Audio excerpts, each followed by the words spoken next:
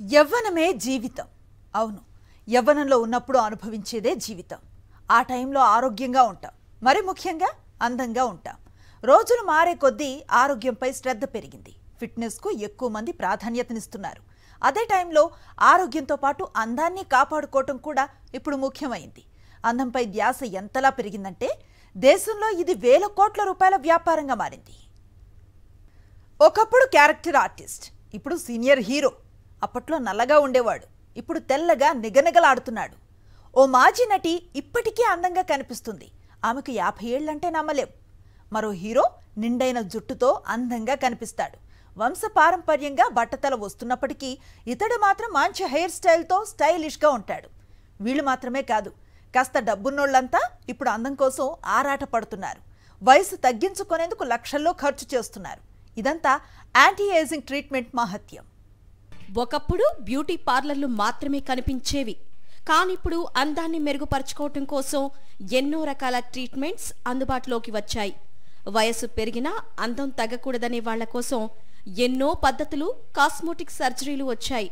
దీంతో anti ageing అనే కొత్త రంగం పుట్టుకొచ్చింది. ఫేస్ క్రీములు, లోషన్స్తో చేసే రెగ్యులర్ ఫేషియల్స్ కంటే ఈ యాంటీ ఏజింగ్ ట్రీట్మెంట్ వైపు ఎక్కువ మంది ఆకర్షితులవుతున్నారు. దీంతో ఇదొక ప్రత్యేక రంగంగా మారిపోయింది. రెగ్యులర్ బ్యూటీ పార్లర్లతో పాటు యాంటీ ఏజింగ్ ట్రీట్మెంట్ ఇచ్చే క్లినిక్స్ ఎక్కడ పడితే అక్కడ వెలుస్తున్నాయి.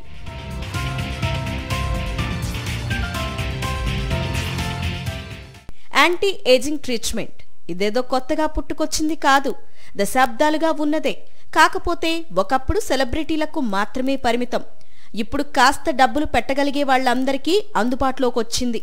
తెల్లగా కనిపించాలనుకునే మహిళలకు, బట్టతల నుంచి బయటపడాలనుకునే మగాళ్లకు ఇప్పుడు చాలా విధానాలు అందుబాటులోకి వచ్చాయి. ఓ వయసు దాటిన తర్వాత పురుషుల్లో జుట్టు రాలుతుంది, మహిళల్లో ముఖ చర్మం వదులుగా మారుతుంది. వీటిని అధిగమించి యవ్వనంగా కనిపించేందుకు ఎన్నో యాంటీ ఏజింగ్ చికిత్సా విధానాలున్నాయి. మిడిల్ క్లాస్ వస్తున్నారు, అప్పర్ మిడిల్ క్లాస్ వస్తున్నారు.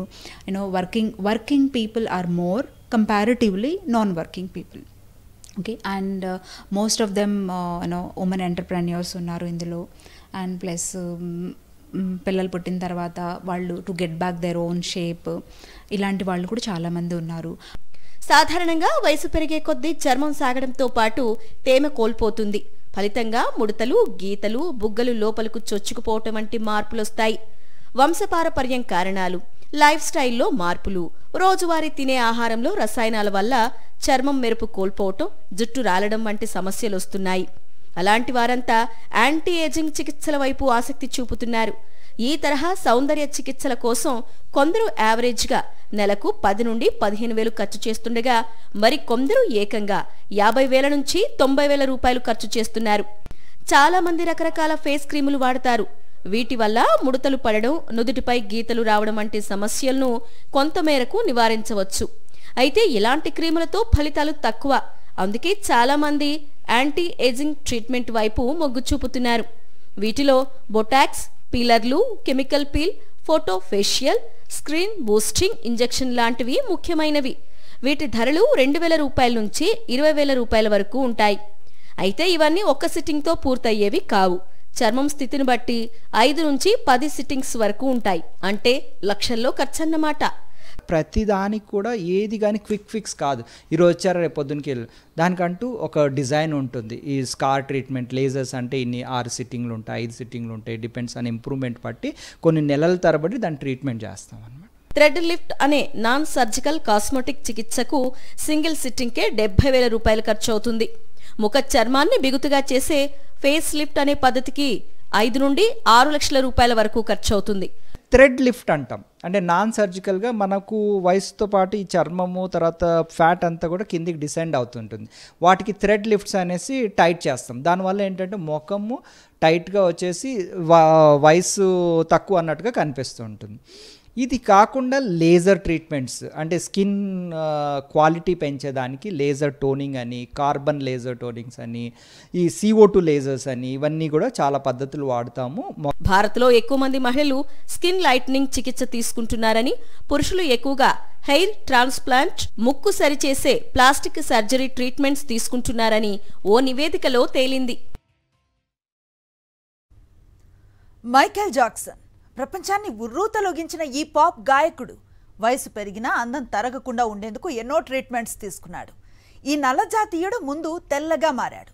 ఆ తర్వాత మిలమిలలాడే చర్మం కోసం $1 మిలియన్ ఖర్చు పెట్టాడు. ఫలితంగా ఎన్నో సైడ్ ఎఫెక్టుల బారిన పడ్డాడు.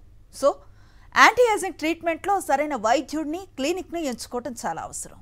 చర్మం ముడతలు పడటం, వదులుగా మారడం, నుదుటిపై గీతలు వంటి సమస్యలకు బొటాక్స్, ఫిల్లర్లు, థ్రెడ్ లిఫ్ట్, సర్జరీ వంటి చికిత్సలు చేస్తుంటారు. కొత్తగా రీజనరేటివ్ మెడిసిన్ కూడా అందుబాటులోకి వచ్చింది. ఏ చికిత్స అయినా వయసు 30 నుంచి 40 ఏళ్ల మధ్య ఉన్నప్పుడు చేయించుకుంటే మంచి ఫలితాలు వస్తాయంటున్నారు ప్లాస్టిక్ సర్జన్లు. అయితే ఈ చికిత్సలు చేయించుకునే ముందు ప్లాస్టిక్ సర్జన్లు, డెర్మటాలజిస్టుల అనుభవాన్ని, ఆసుపత్రిలో ఉన్న సదుపాయాల్ని ముందుగా తెలుసుకోవాలి. లేదంటే సైడ్ ఎఫెక్ట్ల బారిన పడాల్సి ఉంటుంది. ఈ మధ్య అర్హత లేని వైద్యులు చాలా మంది ఇటువంటి చికిత్సలు చేస్తున్న ఘటనలు చూస్తూనే ఉన్నాం. కాబట్టి ఆ విషయంలో జాగ్రత్తగా ఉండాలి.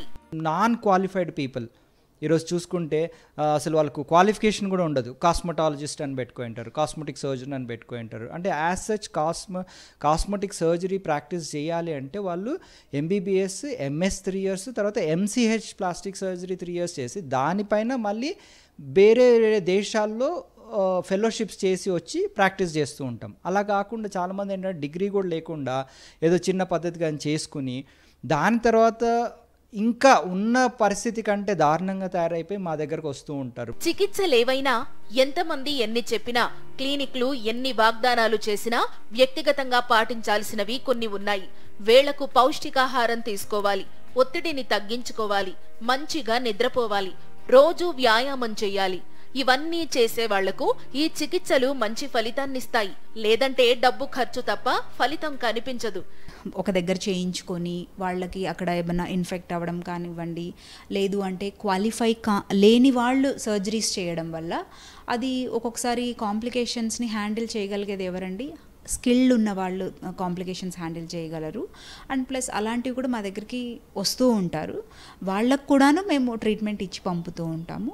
సహజంగా వచ్చేదే అందం, మిగతాదంతా తాత్కాలికం. ఈ విషయం తెలుసుకుంటేనే ఆనందం అంటున్నారు సెలబ్రిటీ స్టైలిస్టులు.